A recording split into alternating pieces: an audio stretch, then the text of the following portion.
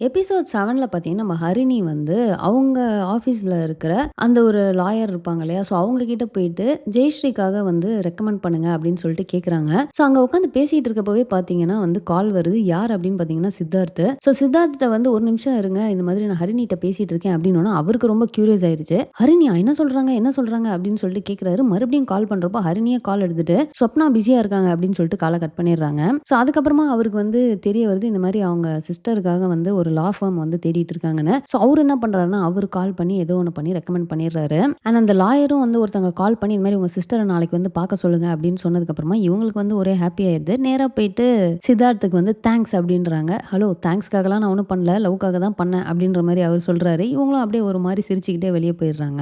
அடுத்து பார்த்தீங்கன்னா ஒரு டாக்ஸிக்கான சீன் வந்துருச்சு. என்ன அப்படின்னா நம்ம அஸ்வின் அண்ட் மீரா அவங்க வந்து பேட் வாங்குறதுக்காக போறாங்க.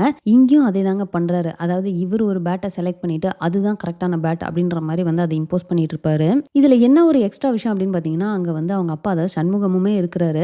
அவரு பாத்தீங்கன்னா ரொம்ப கிளியரா அவன் பொண்ணுகிட்ட இது ஹெவியா இருக்குமா, இது கர்வ் சரியில்லை, உனக்கு எது பிடிச்சிருக்கோ அதை எடுன்னு திரும்ப திரும்ப ஸ்ட்ரெஸ் பண்றாரு. ஆனா நம்ம மீரா வந்து அவங்களால இதை விட்டு வெளியவே வர முடியலங்க. பயங்கர டேஞ்சரஸான ஒரு சுச்சுவேஷன் அவங்க மாட்டிட்டு இருக்காங்க. ஏன்னா என்ன நடந்தாலும் அவங்களுக்கு சுத்தமா பிடிக்காததையே திரும்ப திரும்ப சஜஸ்ட் பண்ணாலும், எவ்வளவு மட்டம் தட்டினாலும், எவ்வளவு இன்சல்ட் பண்ணாலும், எவ்வளவு அசிங்கப்படுத்தினாலும் அது நம்ம நல்லதுக்காக தான் அவன் பண்றான் அப்படிங்கறத அவங்க அவ்வளோ டீப்பா நம்பிட்டு இருக்காங்க. ஸோ ஃபைனலா பாத்தீங்கன்னா அவன் சொன்ன பேட்டை தான் வந்து அவங்களும் வாங்கிட்டு வராங்க. அண்ட் வீட்டுக்கு போனதுக்கு அப்புறம் பாத்தீங்கன்னா கூட ஜெகதீஷ் அந்த பேட்டை வாங்கிட்டு இது என்ன இவ்வளவு ஹெவியா இருக்கு, இது உன் செலக்ஷனா அப்படின்னு கேட்டா இல்ல அஸ்வினோட செலக்ஷன். அப்பவே நினைச்சேன் இது அவன் உனக்கு வாங்கல, அது அவனுக்காக வாங்கிட்டது அப்படிங்கிற மாதிரி அவர் கிண்டல் பண்ணுவாரு. ஸோ அந்த வீட்டுல எல்லாருக்குமே தெரிஞ்சிருக்கு எந்த அளவுக்கு இவங்க வந்து அந்த அஸ்வின் அப்படிங்கிற அந்த ஒரு கேரக்டர் மேல அப்சஸ்டா இருக்காங்க அப்படிங்கிறது. ஸோ இப்போ என்ன நடக்குது அப்படின்னு பாத்தீங்கன்னா அந்த மாமா ஒருத்தர் வந்து சண்முகம்கிட்ட பேசினாரு தெரியுமா, ஜெயஸ்ரீ கல்யாணம் ரிலேட்டடா. ஸோ அவரு வந்து மறுபடியும் கால் பண்ணி நேரா ஜெயஸ்ரீட்டே பேசுறாரு. இந்த மாதிரி சொந்தம் விட்டு போயிடக்கூடாதுன்னு அப்பாட்ட கேட்டேன், ஆனா அவர் வந்து நோன்னு சொல்லிட்டாரு. நீ வந்து உங்க அப்பாட்ட போயிட்டு சொல்லுமா, எனக்கு விருப்பம் அப்படின்னு மட்டும் சொல்லுமா, மீதியெல்லாம் நான் பாத்துக்கிறேன் அப்படிங்கிற மாதிரி அவர் புஷ் பண்றாரு. இந்த பக்கம் ஜெயஸ்ரீயோட ஃபேஸே மாறுது. அவ இப்போதைக்கு வேலை தேடிட்டு இருக்கா, ஃபர்ஸ்ட் வேலை கிடைக்கட்டும் அப்புறமா இதை பாத்துக்கலாம் அப்படிங்கிற மாதிரி நம்ம ஹரிணி சமாளிச்சிடுறாங்க. பட் அவருக்கு அந்த ஈகோ ஹர்ட் ஆகுது. ஓ அவ்வளோ இலக்காரமா போயிட்டோமா நாங்க, எங்களுக்கும் ஒரு காலம் வரும் அப்ப பாத்துக்கிறேன் அப்படிங்கிற மாதிரி கோவமா சொல்லிட்டு காலை கட் பண்ணிடுறாரு. ஸோ நெக்ஸ்ட் பாத்தீங்கன்னா வந்து நம்ம ஜெயஸ்ரீ கிளம்பி வந்து போறாங்க ஃபர்ஸ்ட் டே ஒர்க்குக்கு. அங்க போய் பார்த்தா வந்து டிவோர்ஸ் கேஸ்ன்னு ஒருத்தங்க வந்து நின்று பேசிட்டு இருக்காங்க. அவங்க பேசுறத கேட்க கேட்க இவங்களுக்கு வந்து இவங்களோட பாஸ்ட் ஞாபகம் வந்து ரொம்ப கோவமாய் நேரா போயிட்டு இவனெல்லாம் வந்து சும்மா விடக்கூடாது அப்படி இப்படின்றாங்க.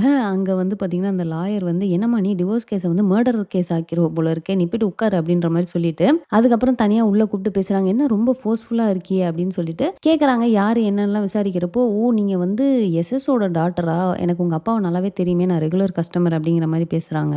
நீங்க வந்து இங்க இருந்து ஜாயின் பண்ணிக்கோங்க, ஆனா இந்த மாதிரி அவுட் ஆஃப் கண்ட்ரோல் பிஹேவியர்லாம் எனக்கு சுத்தமா பிடிக்காது, நீங்க பார்த்து நடந்துக்கோங்க அப்படிங்கிற மாதிரி சொல்லிடுறாங்க. நெக்ஸ்ட் பாத்தீங்கன்னா வந்து நம்ம ஜக்கு அண்ட் மது மறுபடியும் என்னன்னா நம்ம மது வந்து ஒரு ஈவென்ட் பிளானராமா. ஸோ அவங்க வந்து அவங்களோட ஃப்ரெண்டை வந்து கூட்டிட்டு வராங்க டிஜேக்காக. ஸோ அது வந்து ஒரு லோ பட்ஜெட்ல கேட்குறாங்க.